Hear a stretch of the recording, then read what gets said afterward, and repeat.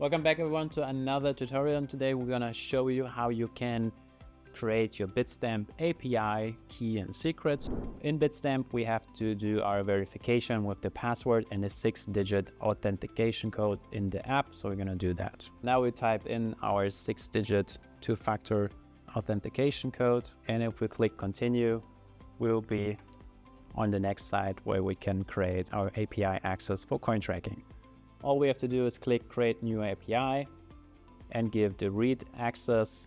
We don't need any trading allowance. We don't need any sub account transfer, only the read only. Create new API, then we have to verify once again. And once we have done that, we will see our API key and API secret. If you have any open questions, please leave them down in the comments below.